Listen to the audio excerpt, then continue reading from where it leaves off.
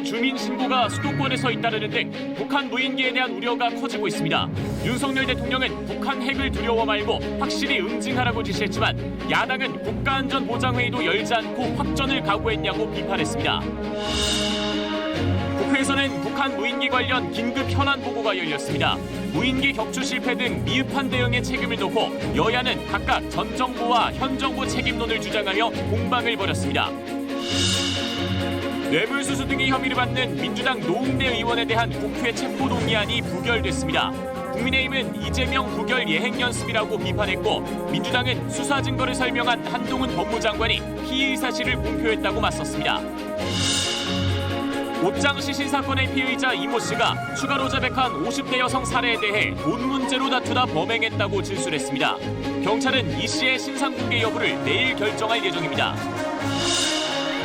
우리나라 첫 달 궤도선 다누리가 발사 145일 만에 임무 궤도에 안착했습니다. 다누리가 시험 운전을 거쳐 내년 2월부터 본격적인 탐사 임무를 시작하면 우리나라는 세계에서 7번째 달 탐사국이 될 전망입니다.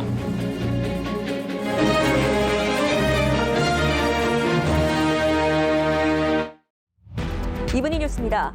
윤석열 대통령은 북한에 핵이 있다고 두려워해선 안 된다며 도발에 확실하게 응징하는 게 억제를 위한 강력한 수단이라고 강조했습니다. 북한 무인기 침범에 대한 군 대응을 두고는 기강회의를 문제 삼아 이종섭 국방부 장관을 질책했습니다.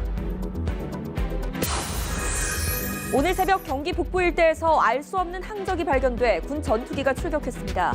한밤중 전투기 굉음으로 주민들은 불안한 밤을 보냈는데 군 분석 결과 해당 항적은 풍선인 것으로 파악됐습니다. 뇌물수수 혐의를 받는 민주당 노웅래 의원에 대한 체포동의안이 국회 본회의에서 부결됐습니다. 검찰은 국회의원이 직위를 이용해 금품을 수수한 사안으로 구속 사유가 명백한데도 부결돼 유감스럽게 생각한다고 밝혔습니다. 문재인 정부 당시 민간단체에 대한 국고보조금이 매년 4천억 원씩 증가해 올해는 총 지급 규모가 5조 4천억 원을 넘은 것으로 나타났습니다.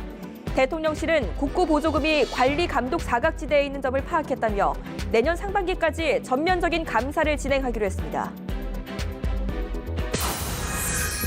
전 여자친구와 택시기사를 살해하고 시신을 유기한 혐의를 받는 30대 남성이 구속됐습니다. 경찰은 아직 발견되지 않은 전 여자친구의 시신을 수색하고 있습니다. 신상 공개 여부는 내일 결정됩니다. 가수 겸 배우 수지 씨와 관련한 기사에 악성 댓글을 단 누리꾼이 모욕죄로 처벌받게 됐습니다. 대법원은 공인을 상대로 한 표현이더라도 사생활과 관련될 수 있는 부분에 대해선 표현의 자유를 어느 정도 제한해야 한다고 판단했습니다.